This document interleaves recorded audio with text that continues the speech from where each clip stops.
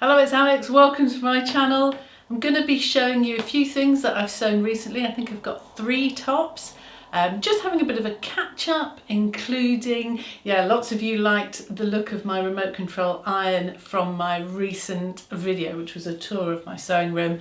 And I'm going to show you how you can do that. It's really easy just to set up with pretty much anything electronic in your sewing room. So I'm going to do that as well. And before I move on to showing you these tops, I did just want to let you know that I'm going to be doing a new series that I'm calling Sewing Pattern Adventures, where I'm just going to focus more. I think I said at the beginning of the year that I want to try and use a more diverse range of sewing pattern companies, perhaps companies that are a little lesser known or starting out, or certainly ones that I've not sewn with before anyway. So Sewing Pattern Adventures, and that's going to be my next video, and I'm going to be doing the worker trousers from the Modern Sewing Company and a top which I think has a number. I think it's just called Top 727 from Angora patterns. So that's going to be my next video, and as I say, it's sort of beginning of a new series. So shall I show you what I've been making? First up, this pattern has actually been on my list of things I've wanted to make for quite a long time. It's the Palermo knit cardigan from Stylark. It's quite an unconventional shape, hence me not knowing which way around it is. Now, I've liked this when it first came out because I really like the way that Stylark have made theirs. They have used a fabric, see look, I'm still... It is an unconventional pattern because, it's not your standard kind of 2 separate sleeves and a back and 2 front pieces. There are literally just 2 pattern pieces and they go together, it's a bit of an origami job. And the way that the Stylark one has been made, I liked the way that you can't quite follow the lines of it, bearing in mind they've used a rib or certainly a textured knit. So I've had it on my list for a while and I sort of just forgot about it until recently. It was just a purely practical thing. I'm a bath at night time person rather than a morning or a shower in the morning person, and because I've got ridiculously thick hair, I'm often sitting at night time with cold, wet hair tied up and my neck gets cold. And I kept thinking, I really ought to just make something that's got a higher neck. And this has got a shawl collar that does go up quite high. So I just thought, I'll make one of those. Been meaning to do it for a long time. And I think actually my shirt is probably too busy. I might put something else on to show you. Okay, so you can see what I mean. It goes up quite high at the neck because of it being a shawl collar. So from that point of view, it's worked really well. It wasn't as complex to make as you might think when you first look at it. Sometimes when you've got these unconventional patterns, that it just blows your mind a bit because you're so used to things coming together in a set way. But actually, it was pretty simple, which it does say on the Stylark website. The pattern pieces are quite big though, so it says on the instructions that it's designed to be cut on the fold, but if you don't have fabric wide enough, and I didn't, that you could do it as 2 separate pieces, but of course remembering to add seam allowance along that seam where you'd normally have it on the fold, which is what I did. I don't know, with this being sort of charcoal colour, whether you'll even see that seam allowance there. But it does come together quite nice and easily. The instructions make it really clear that you've got some key markings that are really, really important, and I would agree with that. This is not one of those where you want to kind of just wing it. I did tape. I used some, I've got some washi tape in my drawers here. So I used different coloured tapes. I think there was an A, B and C marking. So I just nominated a different colour for each one. Once you've got that, it is just a matter of matching up the markings and following the diagram that they provide, in as much as Stylark ever provide instructions. And it came together really nice and easy. I am really pleased with it. This fabric, by the way, is that Faux Angora from TFG Fabrics. that I have bought and made things from a million times. Yeah, this is obviously a charcoal grey colour. One of the reasons I like this fabric is because it does feel sweatery. It doesn't have any natural fibres in it, but it is really just a jersey. So it washes like a jersey. I don't think I've ever had to iron. I'm not keen on ironing unless you really have to. I don't think I've ever had to iron anything I've made from it. I just hang it, you know, drip dry it. And it's really good, and it comes in all sorts of different colours. It's dead easy to sew. It is one of those patterns where you've got to really take into account the grain lines and the maximum stretch line, because it is knit. It really isn't going to work with a woven. And they do say on the instructions that you can play with the grain line a little bit, which I think is what they've done in their example. But I think you would only really want to do that if you'd got a fabric that had sort of an equal amount of stretch. Yeah, something that doesn't have a lot of stretch to it isn't going to work. But this Faux Angora does. But a couple of little niggles. It's one of those where the facing, you know, it's like a sort of all-in-one piece, and then the facing is hemmed at the bottom, but is then just sort of flapping loose. And I would say that probably it needs to be stitched down rather than sort of just hanging around loose like this. Maybe just a couple of hand stitches, or maybe I could just run run some stitches down, because I'm constantly sort of adjusting it, so that's not ideal. And my other little niggle is I find it a bit short at the back.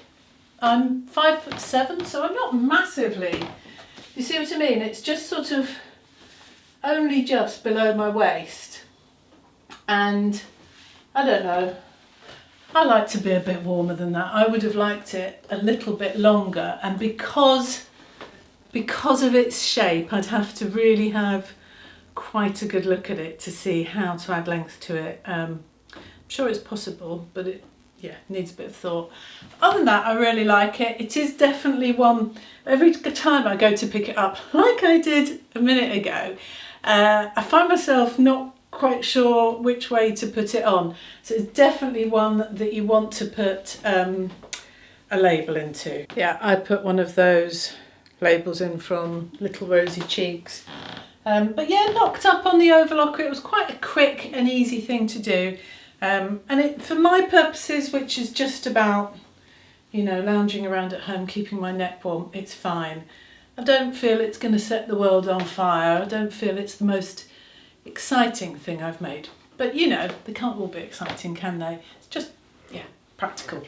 And then recently I've shown you a couple of fabrics that I had that were very kind of 1970s style, big floral prints.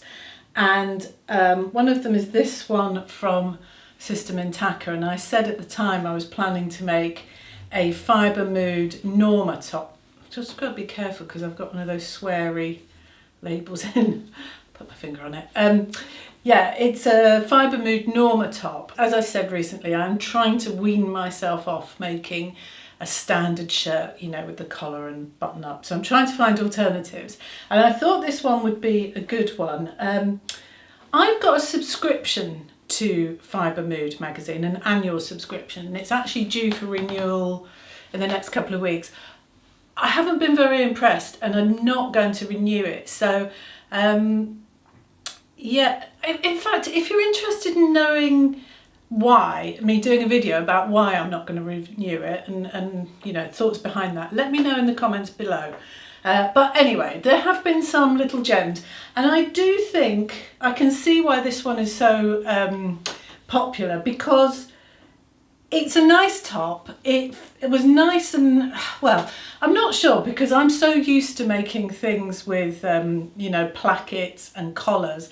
It seemed to come together really nice and quick and easy, and I'm really, really pleased with it. I did, by the way, top tip, I did use up, you know how when you're sewing you have lots of bobbins with little odd annoying amounts of all sorts of different coloured thread. When it's a pattern like this that's quite vibrant, I used brown. I'm fairly sure I used brown. Yes, I used brown on my main thread, but I just used up all the odd little you know, strange random colours on my bobbin thread, because I don't think you can really notice it. So when you look inside, I'll take some photographs. When you look inside, there are some bits where the stitching on the inside is orange and others where it's probably brown and cream and all sorts. Yeah, it's a really good way of using up all those odd little amounts. But yeah, I found this really nice and quick and easy. I mean, one of the things that irritates me about Fibremood patterns is if you're ordering a PDF, why can't they just send you the instructions? Why do you have to go on to some mega hunt on the website to find the instructions? Anyway, they are okay. I don't find the instructions to be too difficult. They're pretty straightforward. They're not kind of like amazing, but they're fine.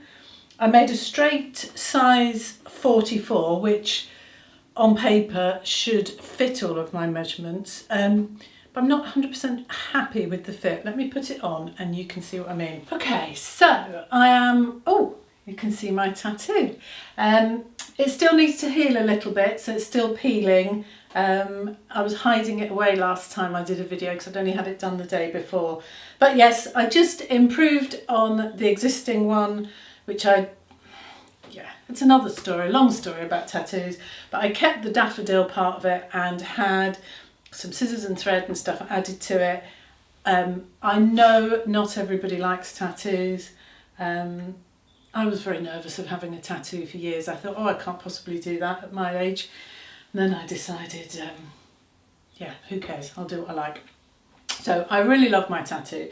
Yes, I'll show you properly when it's healed. Anyway, that's not what we're here to talk about.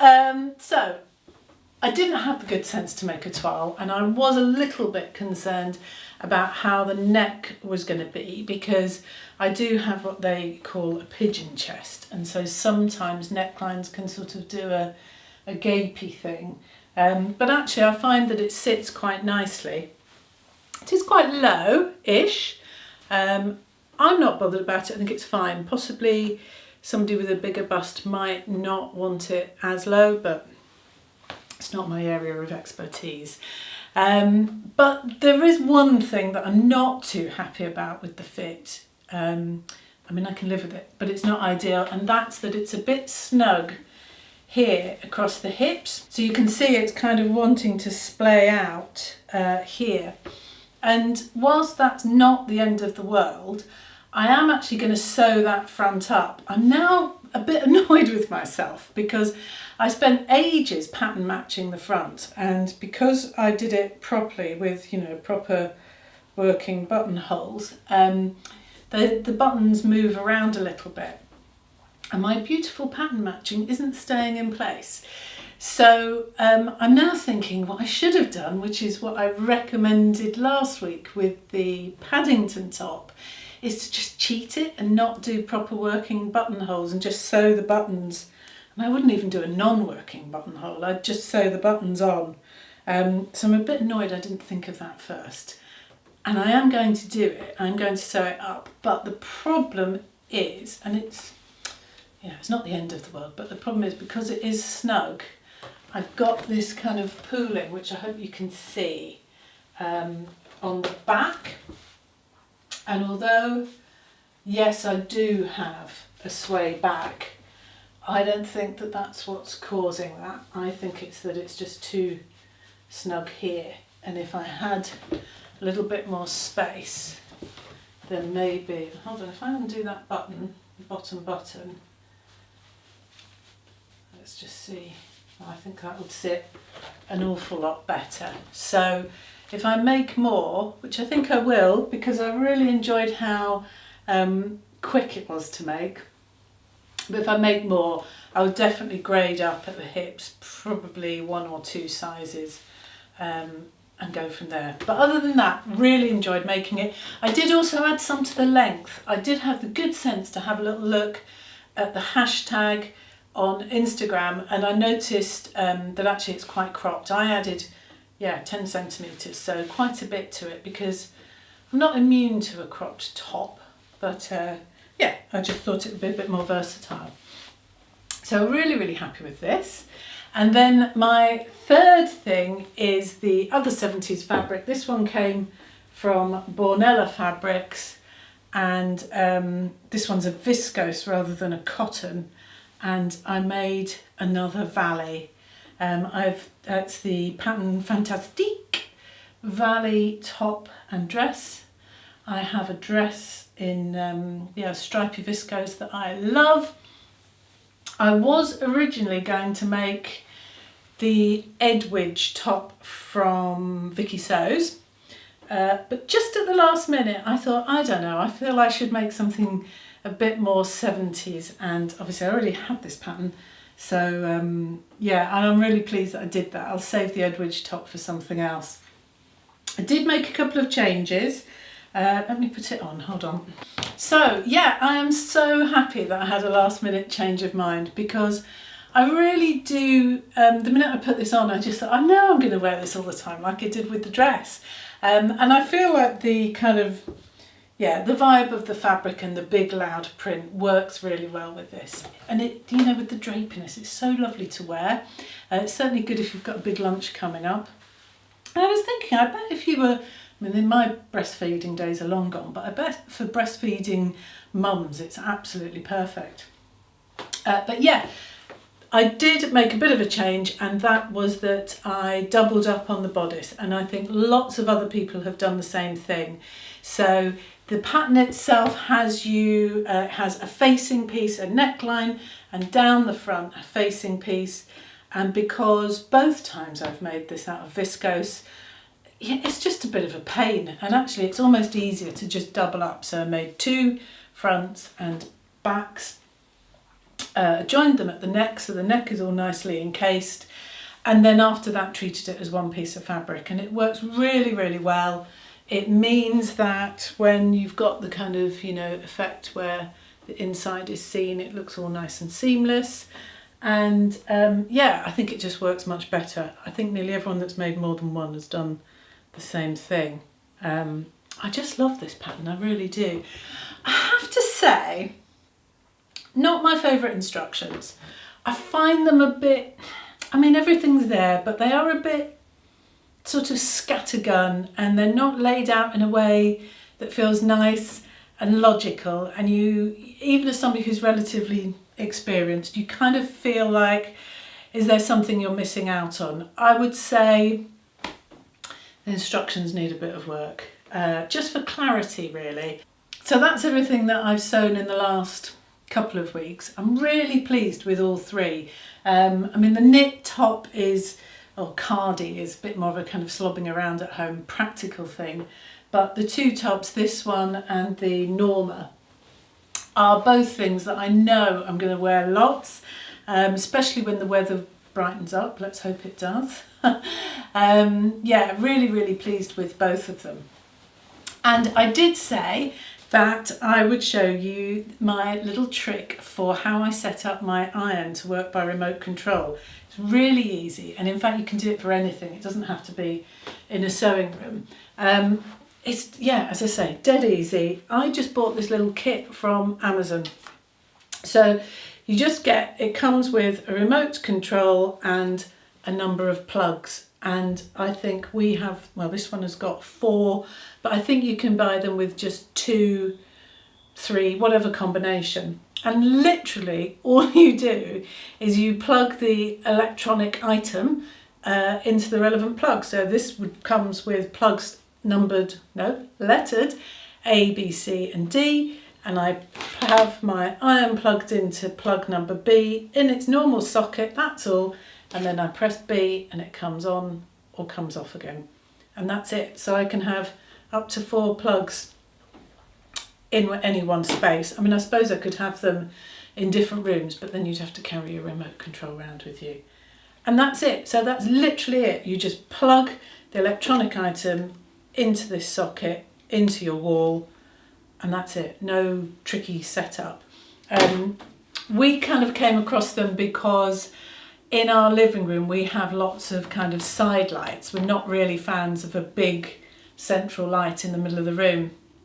And at night time it was a pain going around turning everything off.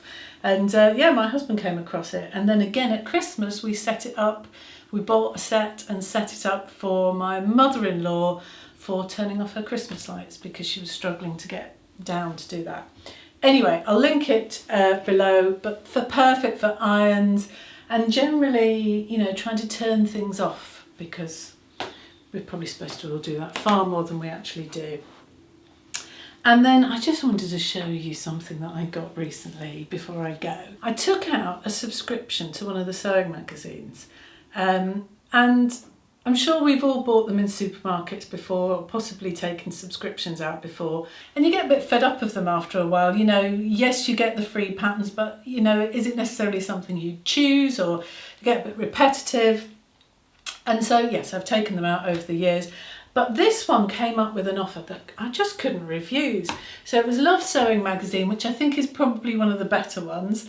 The offer was you paid by quarterly direct debit, so I'm paying £17.99 quarterly for the magazine and, you know, the accompanying free patterns.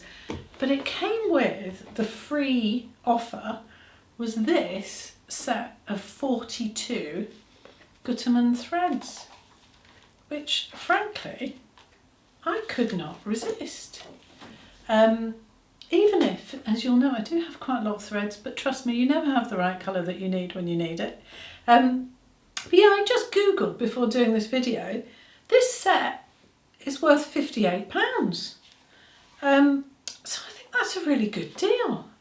If I can find the link to the offer that I did, I will put it on. I took it out about maybe a month ago, so I don't know. Sometimes they change these offers fairly frequently. But yeah, I mean, to be honest, for £18, I'm getting the magazine and all the patterns. But I paid £18 just for those threads, really, so I think that's a really good deal. I just couldn't resist.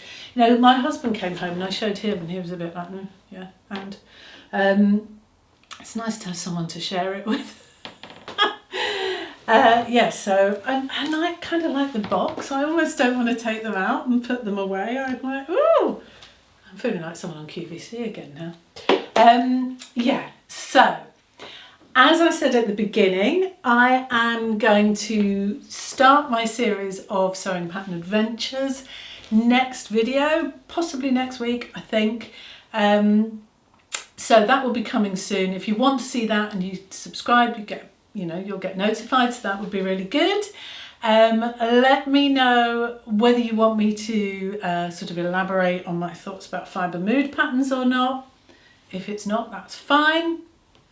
And the other thing I wanted to say is don't forget to keep a lookout for the Sew Frugal Challenge.